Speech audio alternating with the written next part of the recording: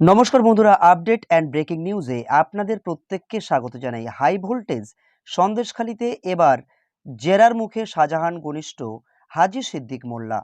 শেখ শাহজাহানের অন্যতম ঘনিষ্ঠ হাজী সিদ্দিক মোল্লা, তার বাড়িতেই নাকি কিছুদিন লুকিয়েছিলেন শেখ শাহজাহান, এমনটাই বলছেন বিরোধী দলনেতা শুভেন্দু অধিকারী।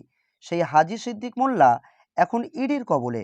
গতকাল তাকে জেরা করা হয়েছে, আর আজ সকাল থেকেই তাকে জেরা করা হচ্ছে বলে জানা যাচ্ছে।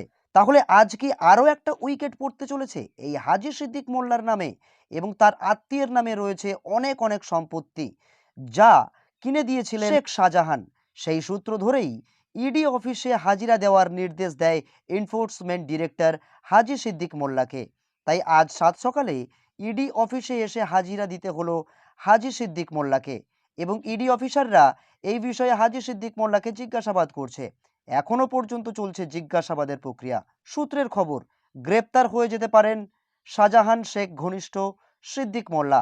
হঠাৎ সন্দেশখালিতে হানা দিয়েছিল গতকাল সিবিআই, আর এই সন্দেশখালিতে হানা দিয়ে প্রচুর পরিমাণে অস্ত্র এবং আগ্নেয় অস্ত্র উদ্ধার করেছে সিবিআই এর দল। সন্দেশখালিতে নেমেছিল এনএসজি কমান্ডো। তারপরে সন্দেশখালির সেই হাজী সিদ্দিক মোল্লা, এই হাজী সিদ্দিক মোল্লা হলেন একজন পঞ্চায়েত প্রধান। এই হাজী সিদ্দিক মোল্লা এখন ইডির কবলে। এখনো পর্যন্ত জিজ্ঞাসাবাদের প্রক্রিয়া চলছে। হাজী সিদ্দিক মোল্লা যে কোনো সময়ে গ্রেপ্তার হয়ে যেতে পারে, সূত্রের খবর। প্রতিনিয়ত এমন গুরুত্বপূর্ণ এবং ইন্টারেস্টিং খবর দেখতে হলে আপনারা অবশ্যই করে আপডেট অ্যান্ড ব্রেকিং নিউজ চ্যানেলকে সাবস্ক্রাইব করে সাথে থাকুন। ধন্যবাদ।